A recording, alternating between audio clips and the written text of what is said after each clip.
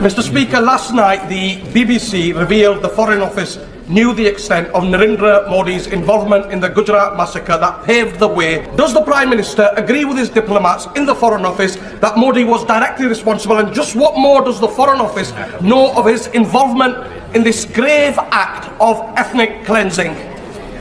Well, Mr. Speaker, the UK government's position on this has been clear and long-standing and hasn't changed. Of course, we don't tolerate persecution where it appears anywhere, but I'm not sure I agree at all with the characterization that the Honourable... ये BBC की एक documentary आई है prime minister Modi के ऊपर, और जिसमें वो कह रहे हैं कि भाई जो बरतानिया की सरकार है उसे सब पता था कि द प्राइम मिनिस्टर मोदी जो है वो ही वाज बिहाइंड ऑल दैट। भाई ऋषि सुनाक जी ने क्या बोला, I don't agree to it. आपके पाकिस्तान ओरिजिन के एक एमपी खड़े हुए थे बोलने के लिए, खड़े हुए थे ये मोदी डॉक्यूमेंट्री है, वो बोला I do not agree to it, काम खत्म। नमस्कार दोस्तों, पाकिस्तान भारत को बदनाम करने का कोई भी मौका नहीं चूकता है। अभी हाल ही में बीबीसी के द्वारा एक डॉक्यूमेंट्री बनाएगी। उस डॉक्यूमेंट्री में 2002 के गुजरात दंगों को भी मेंशन किया गया। 2002 के दंगों का फैसला भारतीय सुप्रीम कोर्ट के द्वारा पहले से ही सुना दिया गया है और जो कल्प्रिट थे उन्हें सज़ा भी सुना दी गई है, लेकिन इंटरनेशनल जो प्रोपेगेंडा है वो अभी तक जारी है। मोदी जी के खिलाफ प्रोपेगेंडा जो चलाया जा रहा है उसे निरंतर अभी भी जारी किया जा रहा है। गुजरात दंगे 2002 को लेकर अभी बीबीसी के द्वारा जो डॉक्यूमेंट्री जारी की गई है उसी की तर्ज पर पाकिस्तानी ओरिजिन के एमपी जो ब्रिटेन में हैं उन्होंने पार्लियामेंट में काफ़ी कुछ मोदी जी के खिलाफ कहा।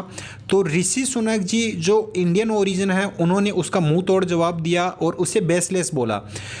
पाकिस्तानी मीडिया में इसी पर रिएक्शन देखते हैं। अगर आप हमारे चैनल पे नए हैं, चैनल को सब्सक्राइब करें, बेल आइकन को दबाएं। मिलते हैं नेक्स्ट वीडियो में। धन्यवाद। जय हिंद, जय भारत। कुछ लोग अब भी इंपीरियल हैंगओवर में रहते हैं। आप जानते हैं हैंगओवर मतलब शराब पीने का हैंगओवर रहता है। वैसे तो मैं तो पीता नहीं, देखा मैंने लोगों को हैंगओवर रहता है। ये इंपीरियलिज्म खत्म हुए 75 साल हो गए। The sun never sets in the British empire. अब कुछ कॉमनवेल्थ का झुंझुना बजाते हैं, कॉमनवेल्थ वहाँ लेना एक ना देना तो कॉमन है नहीं, कुछ वेल्थ बांट रहे हैं, वो चीज़ें चल रही है।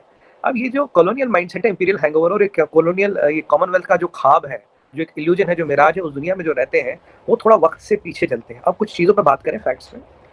अगर ऐसी कोई डॉक्यूमेंट्री बनी थी तो 22 साल बाद क्यों रिलीज किया? तब रिलीज करते ना जब वो जैक्स्ट्रा फिर ऑफिस वगैरह में था, तब रिलीज करते।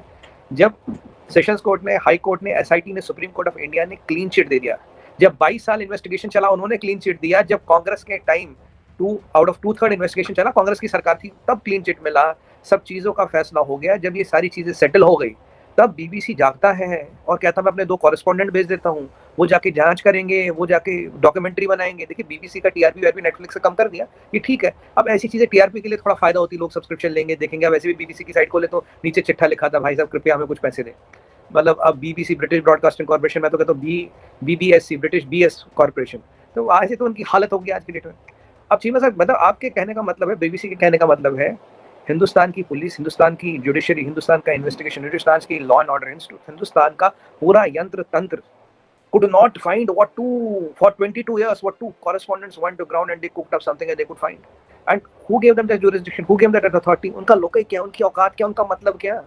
ऐसे अच्छा मैंने भी एक झुंझुना देखा है, मुझे लगा मैं आपको बताऊं, अगर इन गोरों को याद ही दिलाना, ब्रिटिशर्स को याद ही दिलाना, तो बीबीसी को मैं काम देता हूँ। बोलो ये मैंने इन्वेस्टिगेशन किया है। बोलो जाके बोलो वो जो ब्लडी संडे था आयरलैंड का, उसका इन्वेस्टिगेशन करें। ये तो तुम्हारे लंबे बाल वाला चर्चिल है, ही is equal or more blood than Mao Zedong and Hitler on his hands. क्यों? ग्रेट बंगाल फेमिन याद होगा, 40 लाख लोग हमारे मरे थे because he diverted the rice. फिर मैं चीमा साहब पे आता हूँ, उस पर जलियांवाला बाग, सबको पता क्या हुआ, कितने सिख भाई हमारे इसने मारे वहाँ। तो वो कहा था मैं तोप ले जाऊंगा अंदर, मैं ले नहीं पाया। उसके बाद आप देखिए जब ग्रेट बंगाल फेमिन में जब सेकंड राउंड आया तो कुछ थाईलैंड से अनाज यहाँ आना था, तो इसने थाईलैंड वाला भी डाइवर्ट कर लिया। हिंदुस्तानी अनाज तो बाहर भेजा, थाईलैंड वाला भी डाइवर्ट कर लिया। जब इसको बोला तो नहीं बाहर ये डाइवर्ट क्यों किया? बोला Indians breed like rabbits, it's okay. Ireland में आपने क्या किया वो सबको पता। चीज़ें बनानी उस पर बनाई ना, चीज़ें बनानी है तो उस पर भी एक और सब्जेक्ट दे देता हूँ। ये जो कह रहे हो ना 8 साल के महाराज ने तुम्हें कोहिनूर गिफ्ट में दिया, इस पे बनाइए। ये जो 45 ट्रिलियन डॉलर यहाँ से लूट गए थे, इस पे डॉक्यूमेंट्री बनाओ, इस पे अपने लोगों को बताओ। और ये जो तुमने यहाँ हमारा लाइफ हमें फ्रेजाइल 5 पे छोड़ा था और आज we have taken you as the 5th largest economy पे $350 billion, which is more than GDP of Pakistan. उस पे पिक्चर बनाओ, उस पे डॉक्यूमेंट्री बनाओ। डॉक्यूमेंट्री बनानी है तो इस पे बनाओ कि 21% लिटरेसी रेट वाले 80% लिटरेसी रेट पे काम पहुंच गए। फ्रेजाइल 5 वाले टॉप 5 में कहां से पहुंच गए? आज हमारा फॉरेन एक्सचेंज रिजर्व तुमसे ज्यादा कैसे, आज हमारा मिलिट्री पावर तुमसे ज्यादा कैसे? पीछे उन्होंने एक सैटेलाइट लॉन्च करने की कोशिश की थी कुछ दिन पहले, वो रॉकेट ही फट गया। तो आपसे compete करें रॉकेट फटने में। तो ये जो चीजें हो रही इस पे compete करें ना, और $45 trillion is equal to 50% of the global GDP. We were at 30 to 33% of the GDP, जब आए तो 1% पे छोड़ के चले गए। ये जो खून चूसा है, ये जो निचोड़ा है यहाँ से, इस पे डॉक्यूमेंट्री बनाए। और लोग सच कहते हैं, the London was never built, they looted the whole world and build London. London was never built on sweat and money. चिवा साहब, जब आपके घर अपने शीशे के, लोगों के घरों पे पत्थर नहीं मारते। यहाँ तो कुछ मिलेगा नहीं, 2 दिन की पब्लिसिटी मिलेगी, 2 दिन का शूशा मिलेगा, पर तुम्हारे गड़े मुर्दे उखड़ गए तो दुनिया में कहीं खड़े रहने लायक नहीं रह जाओगे। और अब मैंने कहा ना, बीबीसी नहीं, बीबीएससी, अब नया नाम आ गया उसका। और एक और बात बताऊं, और ये सारों का इनका करता धरता, इनके प्रधानमंत्री हमारे भाई ऋषि सुनाक जी ने क्या बोला, I don't agree to it. आपके पाकिस्तान ओरिजिन के एक एमपी खड़े हुए थे बोलने के लिए, खड़े हुए थे, ये मोदी डॉक्यूमेंट्री बोला, I do not agree to it, काम खत्म। The prime minister of and acting prime minister of United Kingdom, who funds BBC, because it's a government funded organization, has rubbished this documentary and all these allegations and all this drama what has been created, because the international cabal is active। 2024 में election है। अब क्या चाहते हैं, यहाँ से तो settle हो गया, वहाँ कहीं और सुरसीवरी बजाए। जैसे कोई एक एनजीओ नॉर्वे के कमरे में बैठ के कोई हंगर इंडेक्स निकालता है, एक कोई जुडिशियल इंडेक्स निकालता है, एक एनजीओ स्वीडन के 10x10 के कमरे में बैठ के इंडिया का एजुकेशन जर्नलिस्टिक फ्रीडम का इंडेक्स निकालता है। चीमा साहब, हिंदुस्तान को नापने और नपवाने और उसको औकात दिखाने वालों की पहले अपनी औकात इतनी सी बची है। और उन्हें कहें, देखिए, झूठ के पुलिंदे बड़े होते पर ठहरते नहीं है। रेत का महल जैसे एक वेव आती है उसके साथ ही बह जाता है। ये रेत के महल ना बनाए, एक आध दिन पब्लिसिटी मिल जाएगी, पर ये पब्लिसिटी नेगेटिव ज्यादा होती है। बीबीसी की जो औकात बची थी दुनिया में, वो खत्म हो गई।